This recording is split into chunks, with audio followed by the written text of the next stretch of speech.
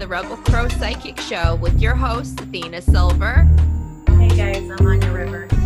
Tonight, we're going to be talking about shadow work, about getting in touch with yourself, going deeper, learning more, getting more in touch. I think I want you to explain to everybody what shadow work is in more detail. I think, you would do it more justice than me. Okay, well, shadow work is the process of making the unconscious conscious. So, one of my favorite quotes of all time, lots of people know it. It's from Carl Jung, who said, "Until you make the unconscious conscious, it will rule your life and you will call it fate." And I think that's so powerful. Yeah, that's truthful, man. I agree. Yeah, it's just so powerful. And hey, look, we all have a shadow. We all have a shadow side. What is that? It's the stuff that you don't want to look at. It's the unconscious patterns that you carry around, that you continue to emulate and project onto the world. It's the pain and the fear and the suffering and the trauma that you don't want to deal with. And it manifests, like what we say, as within, so without. It's that nasty side when people piss you off and you want to bash in their car with a bat. That's your shadow side coming out. Yeah. And so in those situations, you think that the other person is the a-hole or whatever, but really whatever is going on, there's a part that's about you, and how you react to the world. And this isn't about like fake love and light, it's about integration. It's about taking those patterns and really being able to look at them with radical self-love, and transforming them. So, so many of us, we carry these things with us and we project the stuff that we don't want to look at out onto the world. We're beings that, we carry everything within us. And I mean, from everything that you see in the outside, you can find it within yourself. And that goes for everything that's love and light and everything that's dark and deep and scary. You carry that in you. And until you're able to really look at it and integrate it, it's going to cause problems in your life. So, and not only are we dealing with our own shadows, we have to deal with other people's shadows from time to time. Yeah, so it's not only accepting yours, it's integrating and interfacing with other people's shadow issues. Yeah, and so it's really important that we take responsibility for ourselves and work on integrating those things first of all, for the sake of our own wholeness and for the sake of our own ability to love ourselves completely. And I want to say with witches in particular, as spiritual workers, as spiritual folk, we need to take shadow work seriously because a lot of our power is found there. It's dealing with the darkness and transmuting it and using it as light. And, from a magical perspective, it's very important to have these two parts of you working in unison instead of working against each other. Mm-hmm. Absolutely. Yeah. I don't have anything else to say about that. That's perfect. That's great. So, I started on my shadow work journey. I would say pretty soon after I started opening up to the idea of more spiritual. Can I say it's been an honor being able to watch your development from the sidelines? You've really showed me a lot when it comes to this side of working, even though I work in a different way. You really inspired me to come to terms with a lot of things. So I want to thank you for that. Oh, thank you. Yeah, I sort of felt like,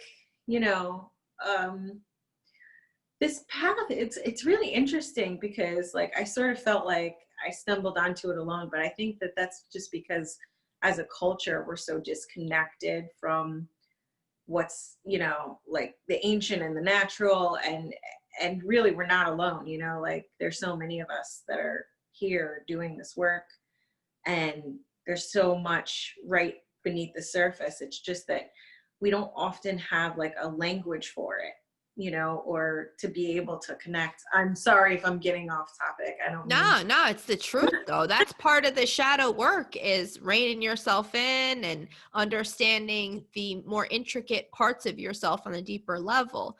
A lot of times I notice with people who I come into contact with on the daily, there is a big component of fear about the self that I find really intriguing. It's like they get anxiety just thinking about the prospect of having to go inside themselves and answer their own question. And I don't know, I feel like they're doing themselves a lot of harm in that way, because all they're going to find is just more of themselves. And if you know, if you love yourself and got love for yourself like that, it's like swimming in a pool rather than, you know, being afraid of the ocean, you know? Right. Well, I think a lot of people don't even realize that there's a lot of not information. There's a lot of practices that you can do that are westernized or not westernized to go into this. Like, I don't think a lot of people know that this is even a practice that you can employ to, you know, further your spiritual development, further your you know, your life, you know, really in order to move past certain like things, like common things like money blocks and love blocks and, you know, things like that. Yeah, blocks on your spiritual path as well. A lot of them are shadow tied. Yeah, really common things that people go through.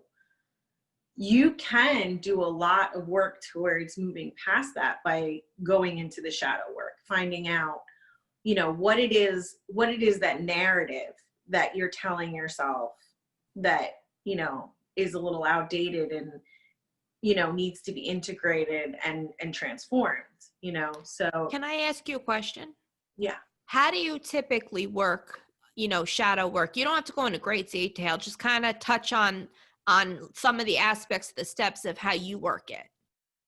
Yeah, so it's kind of, there are formal practices and informal practices that I personally employ.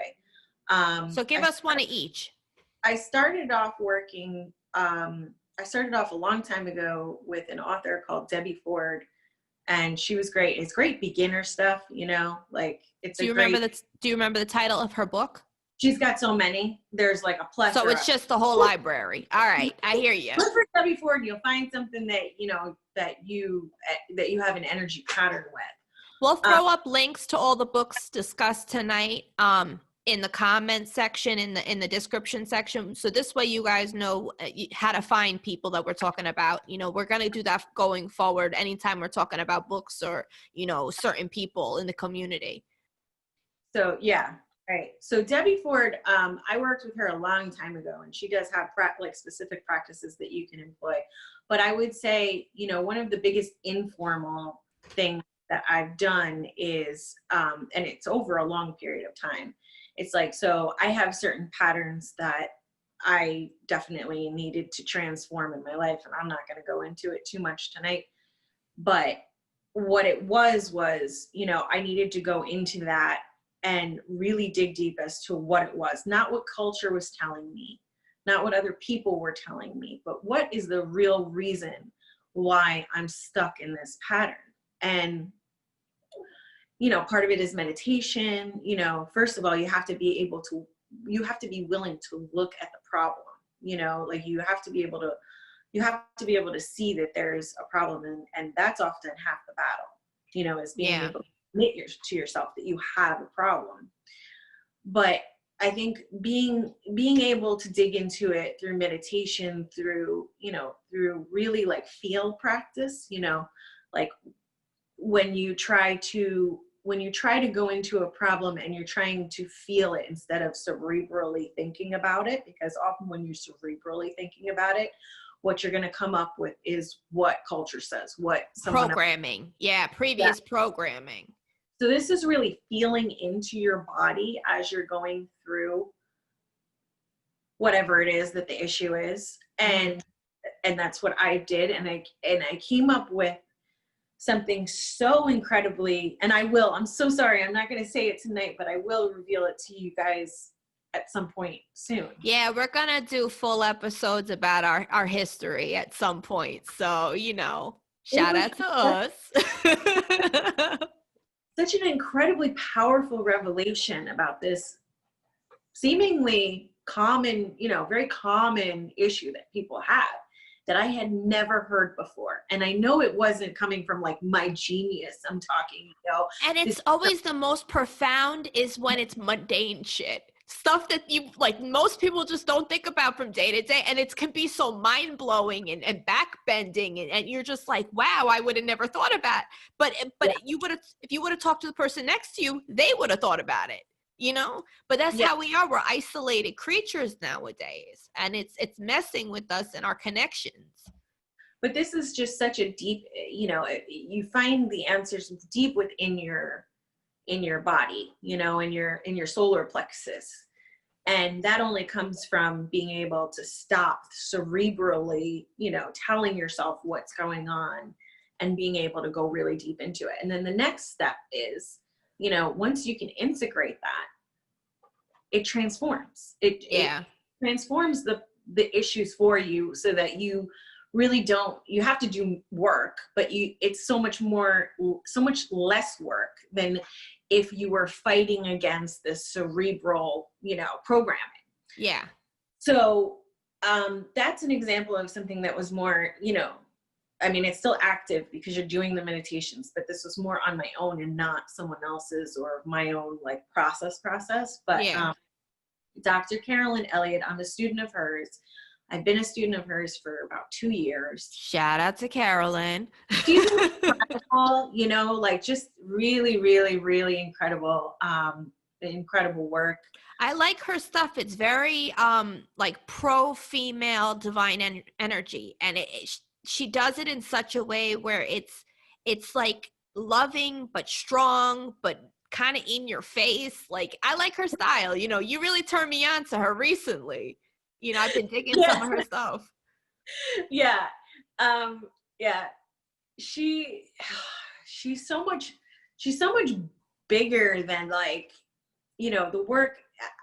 I still don't have a lot of words for her work because they touch me somewhere like inside, and it's not like a cerebral spinning your wheels. Like, it really, really goes deep inside. And she has she has many, many, many tools and techniques for shadow work. Like I would say, and I don't know if she would want me to say like this, but I feel like shadow work is kind of a cornerstone of what she's doing, or at least it's what's called to me about what she's doing. And, or at least some of her classes, maybe not all, but, she has this great exercise that helped me a lot, which is, I'm not really sure if I'm supposed to say it, but it was. Just talk about how it helped. Yeah, it's talking about your deepest fears. And nice. She does it in a specific way, so maybe I won't give all the details because I don't want to give out her work. But it's dealing with your deepest fears, and you're expressing them to a partner. It actually works, It's a specific technique though. So if you're interested, look her up. It's a, very unique thing that she puts together. I've done it several times. It's really great. She also has a book called Existential Kink. And that is, you can find it on her website, and that deals a lot with shadow work too. She has a specific technique that she came up with that if you're interested, go look it up. It's pretty great, pretty revolutionary stuff. So yeah. So what about you? What kind of shadow work have you done? So I kind of approach it from a different fashion. I typically work more in like the intuitive healing, natural healing, shamanic practice approach. So for me, I'm one of those people. I like reality in all its versions. So for me, astral journeying, shamanic journey has always been my like a linchpin practice for me. Like I keep coming back to it. I keep coming back to it for different reasons. I keep finding other ways to use it and other ways to rework it. So, you know, on this occasion, it was suggested to me by a mentor of mine. And, you know, she told me that let me start from the beginning. It's probably, you know, since you all know, I have 2 chronic illnesses. This is what really started off my shadow work experience. About 11 years in, so probably about 8 years ago, I got really, really, really depressed, like dangerously depressed. Yeah. You know, like it was really bad, and I had a lot of things going on. You know, it just, everything felt really bleak. I stopped feeling emotions. I felt completely numb. I felt like I couldn't be angry if I wanted to. I couldn't cry if I wanted to. I couldn't be happy if I wanted to. Like it was a very strange, like parallel side of myself that I've never felt before. Not ever to that level. And I just like, I got really depressed with the notion that the doctors, you know, Western medicine, they give you your prognosis, and I was tripping over the idea that this is how it was going to be for the rest of my life, and that these 2 illnesses don't really affect the longevity of your life. So I could live 100 years like this. Yeah. And that really put me in a downward spiral, because at the time I did not have either one of the illnesses under control. I was on, I think at that point, after 10 years, I was on like 35 different medications in that period. Some of them were chemotherapy medications. You know, they were trying everything and nothing was helping. And I started to realize a lot of things in a very strange way than I did before. Coincidentally enough, I realize now what was happening. It was part of the ascension process, and it was a part of realizing my calling and coming into my calling. Because at that time I was working a corporate job. I was paying my taxes, doing my thing, you know, and I had just got married, and like 4 months later, boom, I had symptoms and I started getting sick, just all out of nowhere. And it really derailed me. I thought I was going to be having a regular job for the rest of my life. And through that depression process of that 8 years and how bad it got and how dark it got, I now see it from the perspective that I'm at now, as I realized that was part of my calling. And during that time, I was battling my shadow self head on every day, and different aspects of it. And depression almost, you know, personified and became its own person. And their pain became its own person. They all had their own entities, and they were fighting, you know, I was fighting them for supremacy. And a lot of times I was losing at the time. And I realized one day that I had to accept myself, and I had to stop fighting myself, you know, for what I thought how I thought I was going to live, the life I thought I was going to have. I realized I was mourning it. I basically had a funeral in all, you know, intents purposes. I had a funeral for the life I thought I was going to have. And the biggest thing I realized through this process of this deep dive was that I had to stop fighting my true purpose and my true self, because that's what I was doing. I was trying to put myself on this corporate America path, but I did not belong on that path. That was not the path I was meant for, you know. Spirit work and helping others and living a more grounded earth-based lifestyle is really where I belong. And after I had that funeral for that life, I started to really dedicate myself to shamanic journeying and learning from different teachers, reading a ton of books, you know, really diving deep into who I was, who I thought I was, what reality is, you know, the parallels and the gray areas and the blackout areas that nobody knows about. You know, I really threw myself in, because I realized that anytime I was devoting to the pain entity, this depression entity, the dysfunctional entity, was time that I was spending not on my true purpose. That was time wasted. So I was like, all right, so if I'm going to do this, I'm going to do this right. And I threw myself in. And I can say that I gained a lot of power from that time of pitch black, because I look at those 8 years as time pitch black. I did not do anything of note, really. I mean, yeah, I had 2 kids, but I wasn't able to enjoy them the way that I do now. Yeah. I feel like the depression and the pain and the dysfunction and all the issues that I was carrying, and the fact that I was fighting those and battling those shadow aspects of myself throughout that time, made it so that I couldn't feel the joy that I really wanted to feel with the birth of my children. I'm just so grateful to the ancestors and to my spiritual court for leading me out of that darkness. It's once I decided to throw myself into, professional tarot reading and spiritual work, that's when my pain came under control. I found healing. I found control. I found power. I found my path and my purpose. And I'm just so grateful that was gifted to me, even though I had to go through those 8 years of hell. But I now know what's important, what parts of life need focus and light and love, and what parts I don't even need to register. They just roll right off of me. That's like the one thing with haters. I figured I am not in competition with haters. You could be in competition with me, but I am not in competition with you. I'm in competition with myself. The only person I'm trying to top is me.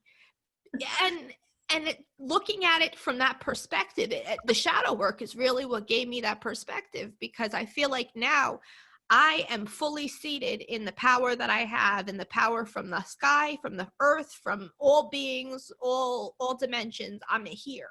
And I found that because I was able to reconcile light and dark and harmonize it, and it's been such a powerful path for me. Yeah, absolutely. That was very, very passionate speech and very powerful stuff. I feel the same way. And I agree with that, just knowing you, like, I see everything that you're saying as absolute truth. There was another book that helped me that I feel like I want to bring up. And a lot of people probably know it because it was a New York Times bestseller for like forever. It's the, The 4 Agreements by Miguel Ruiz. Yeah. Everybody has that book. I've never read it, but I've heard of it. Does that deal with shadow work? It does. It doesn't not in a direct sense of it. Now he follows the Toltec tradition, which comes from Mexico. And they talk about shadow work in a different way. They talk about narrative and creating your life narrative. So basically, your life is a story. You're the one telling and creating this story. You're the author. You're the artist. You can write a tragedy. You could write a comedy. You could write a documentary. You could write a biography. You could write whatever the hell you want to write. It's just when you come to these points in your narrative where there's some friction, where there's some parts that haven't been addressed properly, or giving you problems, you need to go within yourself to ask yourself, all right, this is my story. How do I want to proceed? Do I want to turn right? Do I want to turn left? Do I want to keep walking straight? Am I supposed to confront this problem? And am I supposed to avoid it? Am I supposed to re-script it and start from the beginning? It's about looking at your life as a piece of art and a work of art, and that you're creating this life that it's worth living, that it's worth people wanting to interact with you. Yeah. All of his books are fantastic, him and his sons. I'm going to check it out. That's awesome. They've all gone through, the family tradition of healing. It's all healing work, but it's shadow work that is not too dark, not too scary. It's like it's the right kind of mixture of both, but you can use it to confront real deep trauma, or you can use it to harmonize things that are already good in your life, but I highly recommend it. We're gonna, we'll put links again for everybody in the description. Make sure you like, follow, and subscribe at Rebel Crow Psychic Show. But anyway, moving on. I want to talk to you about what is the biggest thing that you think people need to know about shadow work? Like, what's the big misconception people have about it? I don't know. That's an interesting question. I feel like easiness, the ease of it, how comfort free, how painful it's going to be. I feel like people who have who are nervous about soul going in and dealing with aspects of the soul, I think that it gives them anxiety. But I really feel like that anxiety is there because there's something they need to fix. I think maybe what I think is that, and this is a generalization because you're talking about like what's the biggest misconception out there. We don't know. but I think that from my perspective, I see a lot of people who try to deny that there's a shadow within them at all. And I kind of feel like that's the biggest hurdle, is getting over the idea of like, yeah, I house everything within me. Like I house, all this beautiful love and positivity, but I also house greed and resentment and anger and, like all this. My personal favorite is the certain hypocrisies that come up from time to time with big bank accounts. And oh my God, I'm a person of faith. I didn't know that, I couldn't do this or that scandalous thing. Yeah. It's because they're too focused on chastising the dark than appreciating it and supporting it and working it in a positive way. The dark is where, for me, that's where all the transformation comes from. Mm-hmm. Like you can't just hang out, way up high and expect that things are going to actually transform. Like what will drive your life forward in the biggest way is it's like boots on the ground. When you get down into that, root chakra stuff and, and integrate it so that it's a part of your life that you're working instead of something that's working you. Also, people should know that sexuality and how you view sexuality and different, fantasies and different connections within that are also part of this shadow work that we're talking about. There's aspects rolled into it. So you find material for shadow work in every single aspect of human, consciousness. Definitely. Because it's about whatever you're repressing. Yeah. What becomes your fuel for shadow work. And, that's why I like Carolyn Elliot so much, is because she has one practice, which I had just forgotten about until now. I did it like 2 years ago, where it's about turning it, it's alchemy work. So it's about turning the lead into gold, and it's beautiful, it's really beautiful, because at the end of the day, at the end of the process, you're a better person to others, and you have the added bonus, not bonus, it's everything, is that you can feel really comfortable with yourself. And this is all work that you can do whether you are new to spiritual work or, an old pro. This is work that is constantly needing to be done and reworked and gone back over in another light, So I really think all of you, baby witches out there, this is a path that you need to take seriously if you're going to consider the craft. Shadow work is a very deep aspect of it. Read Carl Jung, read, some of these authors that actually do, shadow work, but Carl Jung is where we get a lot of this from. But, there's other parts, that's just the westernized version.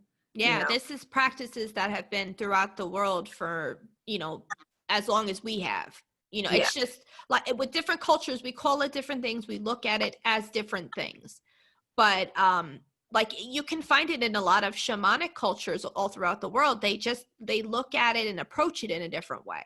They Yeah, we look were at it talking a lot about, of times as soul pieces that are missing, you know, yeah, and talk going about. back and mending them and integrating them. Hmm. Do you want to talk about the, the soul retrieval process? Because that's really interesting too. All right. Well, that we're definitely gonna do a whole podcast episode about, because it's way too intricate to get into. But Well, just I'll the kind of basic. touch on it. Yeah, just a basic idea. So basically, I'm gonna tell you what the process is for when you go to have it done yourself. You would contact a healer or a brujo, a bruja, a curandero. You would go to them to have a consultation. They'll either do a sweep on you, or they'll read your cards, or they may go into trance to see what's going on with you. But essentially what's happening is they're contacting the spirit world and asking the ancestors and the spirits to bring forth, to show them what's going on here. And if you have any sort of trauma, a lot of times what happens is in that moment, a soul piece falls out, shatters and breaks and falls out. And it gets stuck in that moment of the trauma where it happened. So a lot of times the shaman or the healer will go into a deep trance meditation to go back into the spirit world to locate that piece. They'll either employ spirit helpers on the other side, or ancestors, or different methods of spirit to locate this piece wherever it has been fallen. A lot of times there's people that incorporate the medicine wheel and the four directions to find these pieces. Sometimes there can be one piece that is littered throughout different layers of reality. So it's cosmic, it's quantum, it's bigger than us, and so they'll find that piece, they'll bring it back, they'll help integrate it back into your body. A lot of times they'll do limpias and spiritual cleansings and give you instructions on what to do to keep integrating this piece. Sometimes you may have to come back for more than one soul retrieval session to have these pieces placed back in and integrated fully. There is times where you may go and the piece is not ready to come back because you have to change your life. You might be a gambler gambling away your rent, and that piece might have come out when you weren't able to pay for, something important, and it could have fractured you, but you have to give up that gambling lifestyle in order to integrate that piece back in. It varies from whatever your situation is and what caused it, but it's also shadow work, because it's talking and it makes you correct a lifestyle situation or a way that you're looking at a trauma, or or something bad that you have to look at it in a different light in order to move past it and integrate it into you and understand it. Mm-hmm. I find shadow work is very necessary, but very hard for people who have dysfunctional family issues and child abuse and different types of abuse, sexual abuse, all sorts of different types of abuse. Even just verbal abuse, telling your kid they ain't gonna be shit, when they grow up. That's enough to cause trauma where you're going to have to do shadow work and soul work to place that in context of where that needs to be.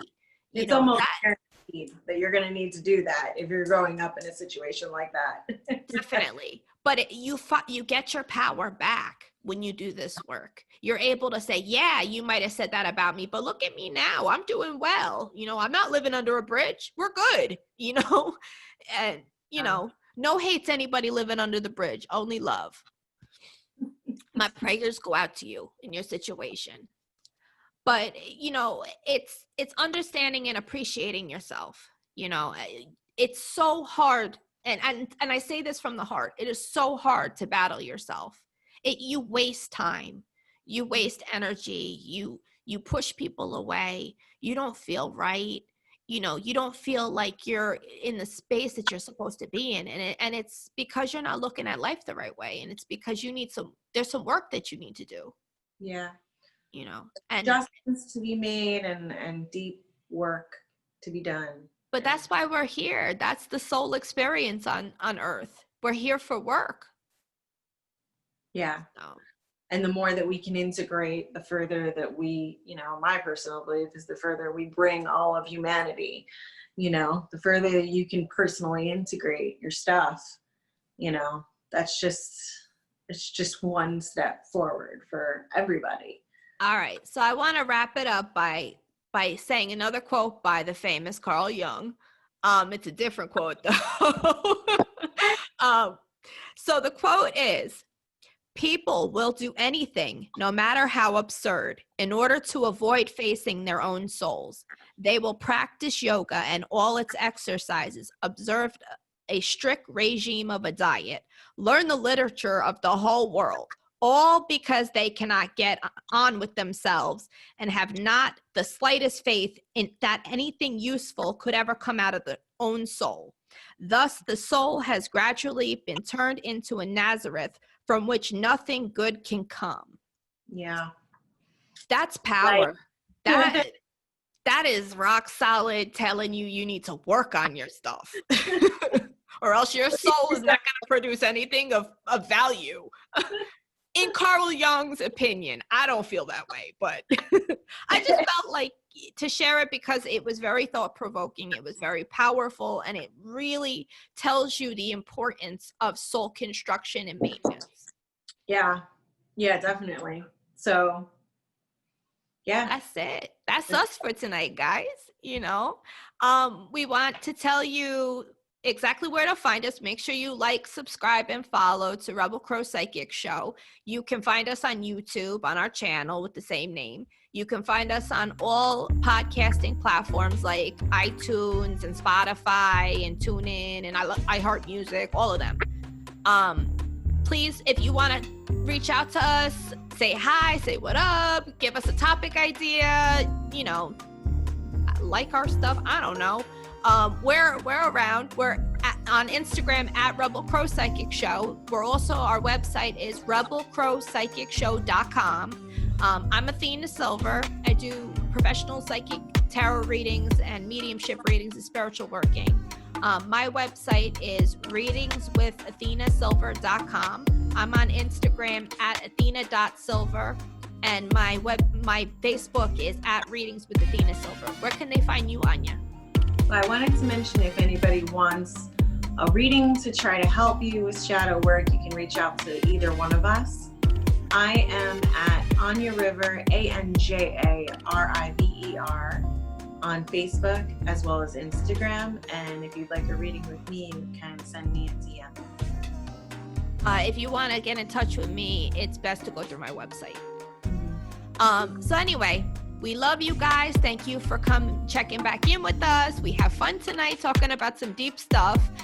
Be good to yourselves, be good to your friends. Make sure you read some books because we all need educated people in this country and in this world. We love you. Much love, much peace, much harmony, and we'll check you guys back next week. Bye. Good night.